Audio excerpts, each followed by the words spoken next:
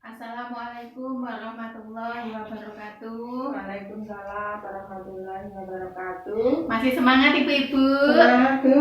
Alhamdulillah masih semangat ya. Yeay. Kita lanjutkan pada materi yang tadi ya. Yeay. Nah ini kali ini kita lanjutkan pada mempelajari bagaimana tentang kondisi lansia atau lanjut usia Bu secara umum gitu ya. Nah di sini kondisi lansia dan permasalahan lanjut usia Bu dibagi menjadi 3. Ada fisik, biologis, kemudian ada psikososial, dan ada spiritual atau rohani. Langsung saja untuk mempersingkat waktu, kita akan membahas dulu yaitu tentang fisik atau biologis Bu. Nah ini ya, nanti ketika manusia itu sudah mulai menua atau ke usia lanjut, nah jadi dia itu akan berubah salah satunya dari fisiknya Bu atau biologisnya, tubuhnya ya Bu ya. Iya, jadi tubuhnya itu berubah. Nah, perubahan fungsi organ tubuh yang menyebabkan terjadinya pertama yaitu perubahan suhu tubuh Bu. Itu biasanya menyebabkan kulit menjadi kering, kulit menjadi keriput. Nah kalau biasanya kan kalau masih muda kulitnya biasanya itu halus, lembut, kenyal, kenceng. Nah itu dengan bertambahnya usia maka lama-kelamaan kulit itu akan menjadi kering, keriput. Nah itu ya Bu ya. Kemudian yang selanjutnya adalah akan terjadi gangguan gerakan akibat radang sendi Bu atau tulang rapuh. Biasanya di masyarakat itu lebih ngetrennya itu disebut dengan osteoporosis. Nah bisa diobati yaitu dengan perbanyak minum susu. Kenapa? Karena susu yang mengandung banyak kalsium Bu. Ya, tinggi kalsium dan protein. Apa niku Bu niku? Susu napa niku Bu jenenge Bu? Ya nanti Ibu Kalian itu tabu. Ya salah satunya itu bisa. Nah kalau mau beli merek Anlin juga nggak apa-apa, merek lainnya juga nggak apa-apa. Banyak sekali Bu di toko-toko itu, kita tinggal nyebut aja susu untuk lansia gitu aja mbaknya sudah paham. Nah jadi kalau sudah lanjut usia itu hendaknya diperbanyak minum susu yang tinggi kalsium dan protein.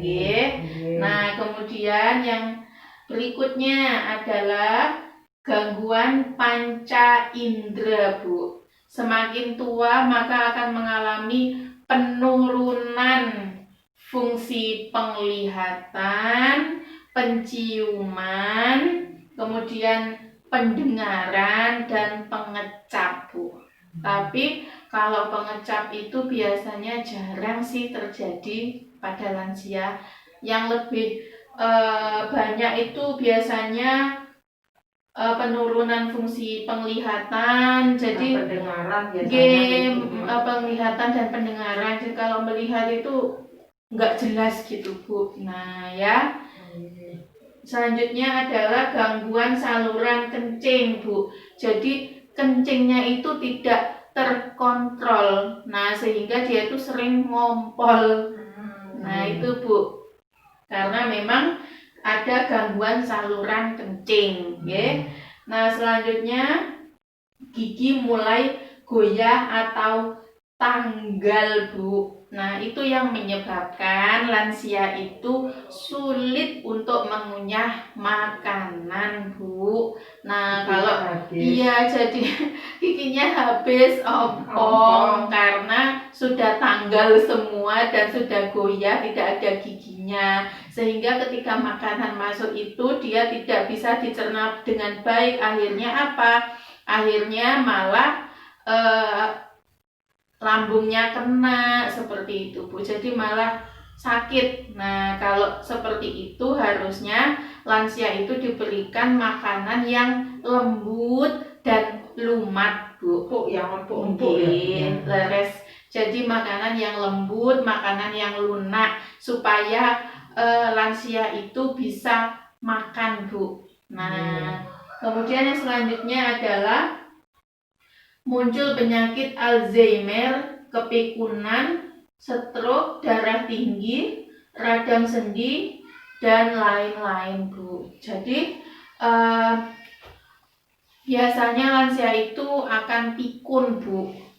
Nah, pikun misalkan padahal tadi sama anaknya sudah dikasih makan, tapi bilang ke tetangganya, saya tadi itu belum dikasih makan sama anak saya ditelantarkan, saya nggak diopeni di sana. Nah, seperti itu, Jadi banyak, Bu, itu di masyarakat seperti itu, nenek-nenek. Nah, kemudian terjadi penyakit stroke, Bu, ya, karena memang kolesterolnya sudah menumpuk, itu bisa menjadi pemicu adanya penyakit stroke.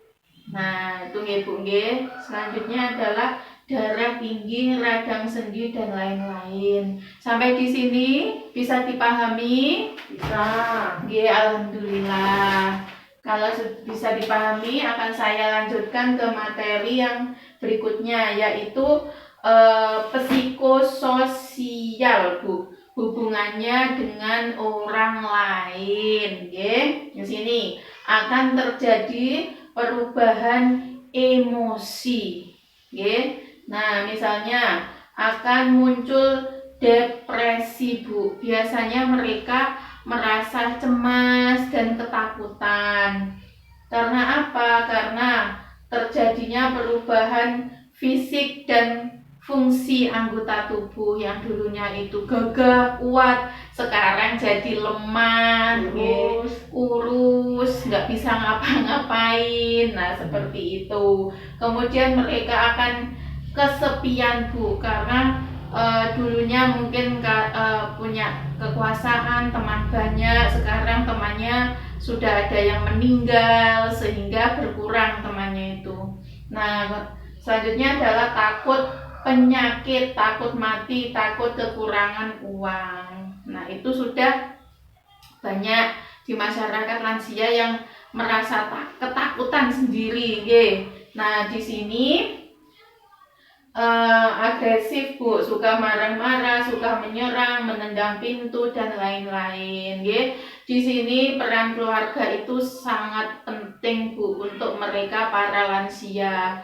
Keluarga, dukungan dari anak itu sangat dibutuhkan. Jadi anak itu harus mensupport ayah ibunya yang sudah berusia lansia, harus selalu memotivasi, memberi dukungan, Jadi misalkan dia takut mati, bilang saja, kan yang mengatur hidup dan mati itu Allah. Sudah, nikmati saja, sudah. Proses kita beribadah, proses kita bersosialisasi di masyarakat, gitu, Bu. Yang penting kita tawakal, Bu, bukan pasrah, Kalau tawakal itu berdoa, berusaha, kemudian nopo terose Gusti Pangeran, kan ngonten. Kapan pasrah? Ya sudah, saya pasrah aja, sudah, mau gini silahkan, mau gitu silahkan. Nah, itu bedanya, Jadi keluarga itu harus mensupport para lansia supaya lansia ini berumur panjang, Bu.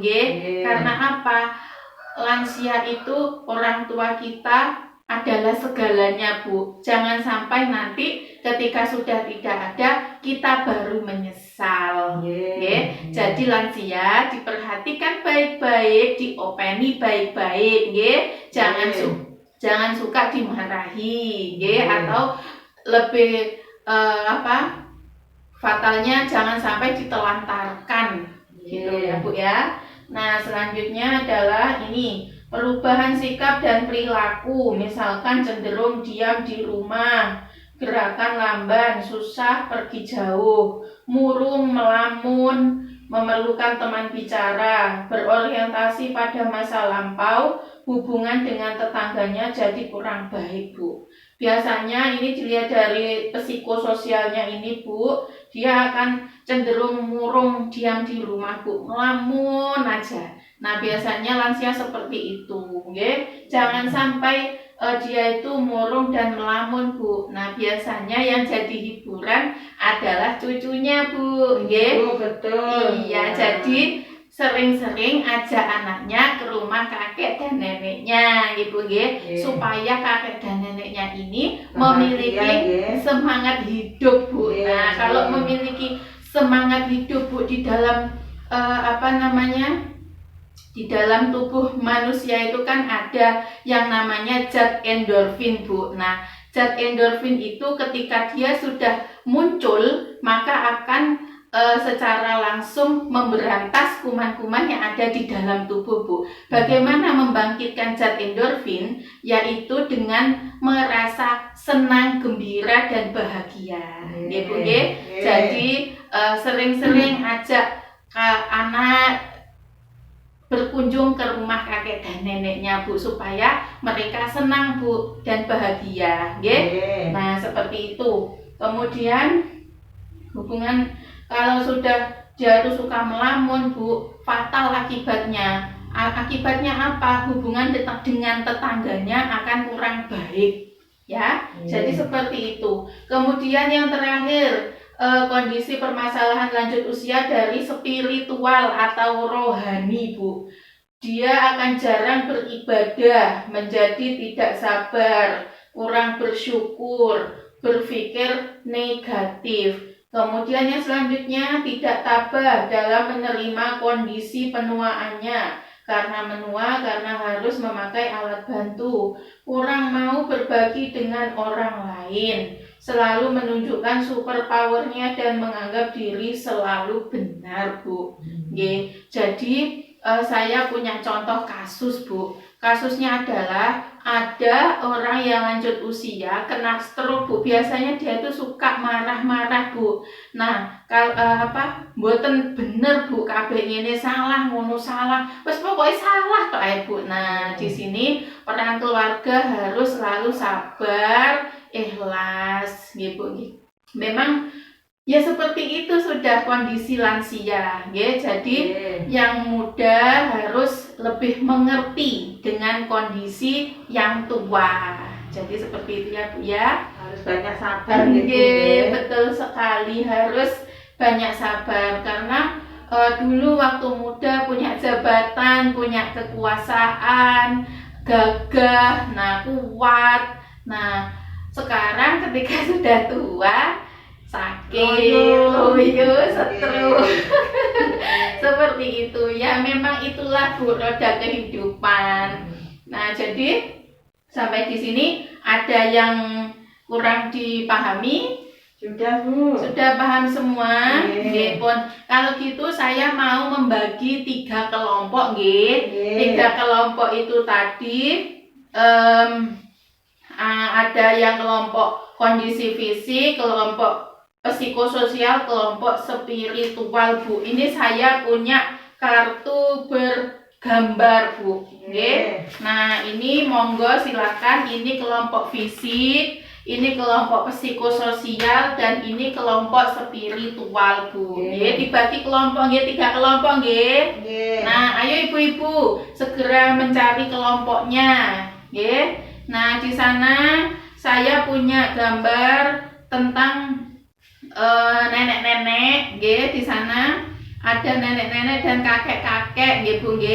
Nah itu Oh ya, sepertinya ini waktunya istirahat. Oh, nggih Bu, Ya. nanti nggih. Lanjut nanti, kalau begitu langsung saja biar cepat saya akhiri. Wabillahi taufik wal hidayah. Wassalamualaikum warahmatullahi wabarakatuh. Waalaikumsalam warahmatullahi wabarakatuh.